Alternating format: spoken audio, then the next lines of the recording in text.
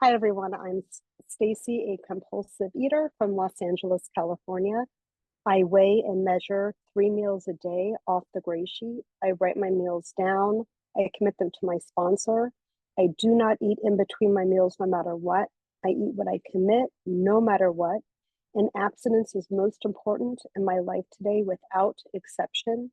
My abstinence date is July 1st, 2017, which means for the last 6 months, no, 6 years, 11 months, and 20 days, I have been 100% honest about everything surrounding my food, which is a miracle because having to do with my food is what I was typically not honest about.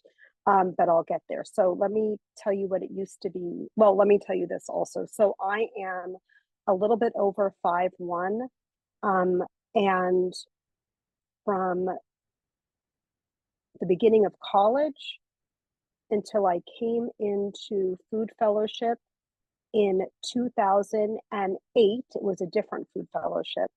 I had gone up and down 25 to 30 pounds by violent binging and restricting in many different ways. And I'll go into that. And so I came into another food fellowship in 2008. It absolutely worked until it didn't work anymore. I feel like I have a progressive disease.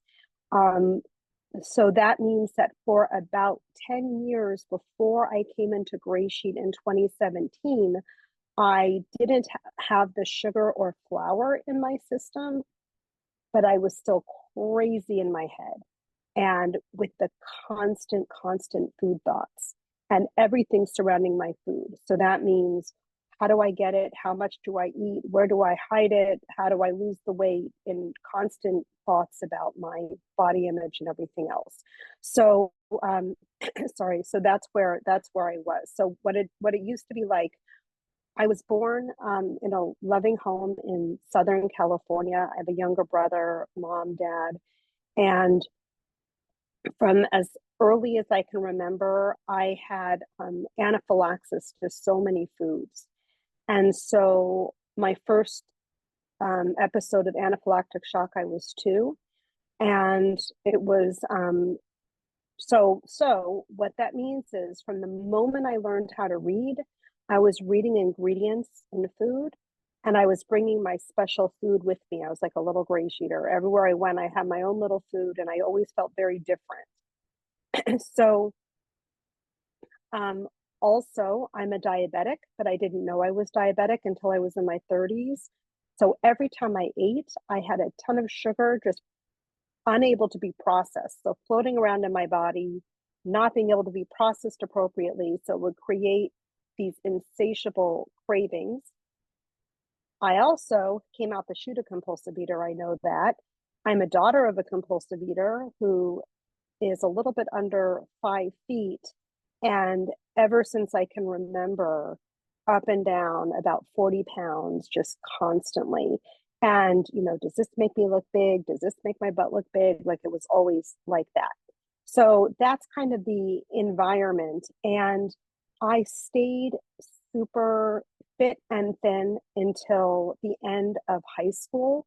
And that's because I was extremely active and I guess whatever my metabolism, but I binged and I ate so much food that it actually says in my high school yearbook, I don't remember when Staci wasn't eating or talking about food.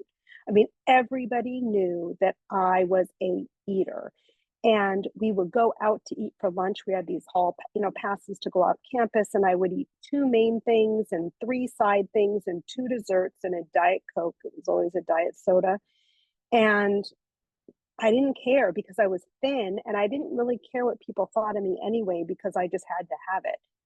So when I went off to college, that's what started. I was a lot less active. I think my metabolism changed also. And that's when I would go up and down, started the up and down 25 to 30 pounds.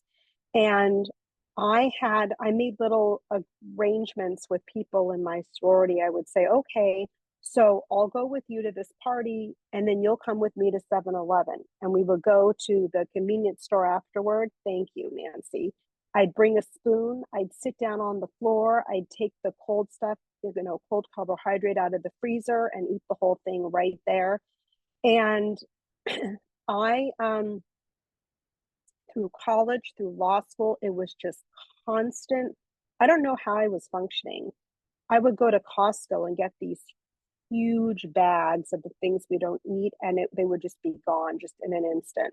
So some of the things, I'm not home right now, I'm on vacation, but I have a list at home. But some of the things that I've tried, I've crazy restricting and exercising and chewing food and spitting it out. I'm a lifetime member of Weight Watchers, South Beach, hypnosis, Dexatrim, then the prescription medications like phentermine. And then at the end, I was using my diabetes medicine by giving myself a shot in the stomach so I could binge and not gain a lot of weight. And when I mean binged, it was, I used to have to time it.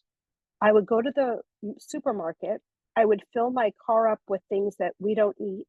And of course, I'd have to eat with my hands and my keys, and I couldn't wait until I got home, but I had to time it because I'm a diabetic. So then I would fall asleep and I could cause an accident. And I'd already totaled 3 cars because of food. First one, I had a load of people in the car and I reached down to grab something that we don't eat and I ate it and I hit a car that hit a car. Anyway, I had to time it so I could not pass out before I got home. That's what it used to be like. And 8 out of trash cans, not just I graduated from like the soap in my kitchen trash can to the trash cans on the outside of the house, coming home from court in a 3-piece business suit and tipping the trash can over and going in and scraping off the bottom. Okay, I'll stop with what it used to be like. You guys get it. So then I was seeing a therapist. It was 2008. And I said, I don't think I'm normal when it comes to food. And I never mentioned anything before. I'd seen him for 10 years. And I told him a little bit about what I did. And he goes, okay, I'm an OA. We're going to bypass that. There's something called CEA How concept. I think that'll give you some more structure. And it was weighing and measuring, but it was eating grains that we don't eat. And it was doing it with exception. I think that's even the bigger key for me than the I can't put grains, I can't do the grains either, but I have to do this without exception. The reason why I have to do it without exception is because I think maybe as a lawyer by training or just my makeup, like I look for loopholes. Everything's a loophole. I have to find a loophole. I did about 10 years, as I said before, of CEA How. And then one day I was at a retreat and I found someone who used to be in CEA How, and she was putting fruit on a scale and we were out. And when you went out, you didn't have to weigh and measure and whatever. So I said, what are you doing? And she said, I eat 3 guilt-free, delicious meals a day with nothing in between but black coffee, tea, and diet soda. And I said, okay, take me to a meeting. And she did. July 1st, 2017, I went to the Grove in Los Angeles and I made a commitment, allowed into myself 3 things. I was going to be 100% honest. I was going to be a newcomer and I was going to surrender entirely to the program. I didn't care if it had fuzz or it didn't have fuzz. It didn't matter. Whatever my sponsor told me to do, I was going to do it, which is hard for me, but that's what I had to do. And 90 days later, I started at lunch, by the way. 90 days later, I said aloud, it was a Saturday again at the Grove in Los Angeles. I said, there's nowhere I would rather be than my ass in this chair. Like, I know this is the place for me. One of my favorite sayings in 12-step is it's too late to start weaving the net when you're already falling. And you can't rely on yesterday's recovery for today's abstinence. So what I do is I am sponsored. I sponsor several people. I started doing service from the very beginning, setting up chairs, answering the phone, doing readings, whatever I could do. In 90 days, I was leading a meeting, doing whatever type of service that I can do. And I've done service at all levels of the group level, the intergroup level, the world service level. It doesn't matter. Showing up at a meeting to me is the best service I could possibly do. Thank you, Nancy. And I've worked the steps in AWOLs and gone to retreats and all of that. But, to me, when I say I do this no matter what, I'll give you some examples of the no matter what's. And there's so many degrees of no matter what's. I mean, they say if all you've ever had is a hangnail, like that's a huge challenge. So these are my no matter what. So for me, shortly after commencing Grey Sheet, I had a major abdominal surgery that put me into surgical menopause, and I had to go on hormone replacement, and that was lovely. I've had other surgeries. My kids have had surgery. My husband's had surgery. My parents divorced after 47 years of marriage. I stood up for my mom at her wedding. My dad was diagnosed with cancer. I was his primary care person. He died. 8 days later, my sister-in-law died of a brain aneurysm at 51. There's COVID, there's moving, there's my daughter graduating high school, going to college, graduating college, going to grad school. There's my son graduating high school. I mean, there's all these random things.